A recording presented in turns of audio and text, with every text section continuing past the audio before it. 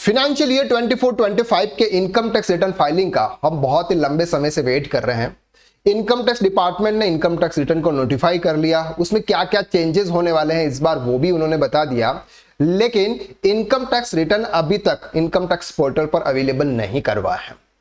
आखिर में ये इनकम टैक्स रिटर्न कब आएंगे, और अगर इनकम टैक्स रिटर्न इतना लेट हो गए हैं, अगर हम ये रिटर्न 31 जुलाई के बाद अगर आप फाइल करेंगे तो क्या आपको लेट फीस पे करनी पड़ेगी? क्योंकि गवर्नमेंट की गलती है इसमें, क्योंकि उन्होंने 50 डेज लेट रिटर्न किए हैं। क्योंकि 31 मार्च को हमारा फाइनेंशियल ईयर क्लोज हो चुका था, अभी 20 मई है, 50 दिन ऊपर हो गए हैं, लेकिन फिर भी रिटर्न अवेलेबल नहीं है। और रिटर्न की लास्ट डेट है सर 31 जुलाई 2025। ऐसे केसेस में आपके पास में 40 दिन बचते हैं अगर रिटर्न्स आज आ जाते हैं तो। नॉर्मली ऐसा माना जा रहा है कि इस वीक में इनकम टैक्स रिटर्न अवेलेबल हो जाएंगे, ITR 1 से लेके ITR 4, यानी कि एक इंडिविजुअल पर्संस के जो रिटर्न्स होते हैं वो इनकम टैक्स पोर्टल पर अवेलेबल हो जाएंगे, आप अपने इनकम टैक्स रिटर्न फाइल कर पाएंगे। लेकिन अगर आपका TDS डिडक्ट हो रहा है 4th क्वार्टर में, सामने वाले पर्संस ने अगर आपका TDS डिडक्ट किया है 4th क्वार्टर में, यानी कि जनवरी, फरवरी और मार्च मंथ में अगर किसी पर्सन ने TDS डिडक्ट किया है, उनके लिए TDS रिटर्न फाइलिंग की जो लास्ट डेट है 31 मई 2025 है। वो पर्सन 31 मई 2025 तक अपने TDS की रिटर्न फाइल करेंगे और वो अपडेशन आपके AIS और 26AS में 15 जून तक होगा। सर ऐसे केसेस में अगर रिटर्न अवेलेबल हो जाते हैं फिर भी आप इनकम टैक्स रिटर्न फाइल नहीं कर सकते, क्योंकि जब तक आपके AIS रिपोर्ट और 26AS में लास्ट क्वार्टर का TDS शो नहीं होता तब तक आप रिटर्न फाइल नहीं कर सकते।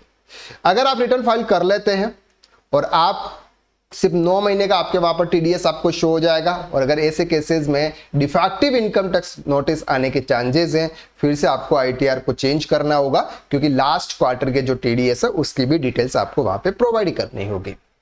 अब से रिटर्न कब आने वाले हैं? रिटर्न नॉर्मली इस वीक में आ जाने हैं, लेकिन अगर हम लेट रिटर्न फाइलिंग करेंगे तो क्या इनकम टैक्स डिपार्टमेंट हमसे 1000 रुपीज या 5000 की लेट फीस लेगा?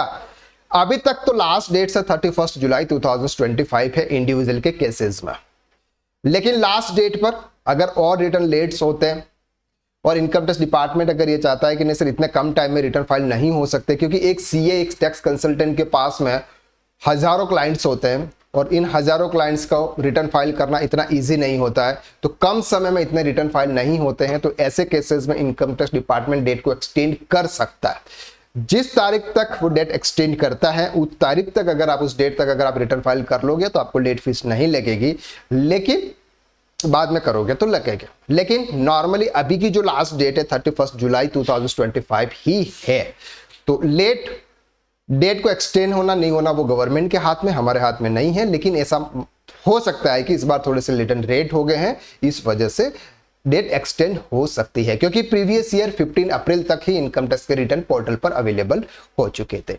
अगर हम यहां पर डाउनलोड के सेक्शन में जाते हैं तो वहां पर भी आपको सिर्फ ओनली फॉर 25, 24, 25 के रिटर्न शो हो रहे हैं, यानी कि ये असेसमेंट ईयर है। फाइनेंशियल ईयर 23-24 के रिटर्न है 24-25, तो 24-25 का असेसमेंट ईयर होता है 25-26, जिसके इनकम टैक्स रिटर्न अभी तक अवेलेबल नहीं हुए, तो इस वीक तक अवेलेबल हो जाएंगे। इसके बाद ही आप अपने इनकम टैक्स रिटर्न फाइल करना, 26AS AIS रिपोर्ट को आप प्रॉपर तरीके से मैच करना, इसके बाद इनकम टैक्स रिटर्न फाइल करना। डिफेक्टिव इनकम टैक्स नोटिस आने के चांसेस बिल्कुल नहीं रहेंगे। तो आज के लिए बस इतना, नेक्स्ट वीडियो में फिर मुलाकात करते हैं, तब तक के लिए thank you so much, bye bye. अगर चैनल पर नए हैं चैनल को सब्सक्राइब कर दो और बेल आइकन जरूर प्रेस कर लेना। Thank you.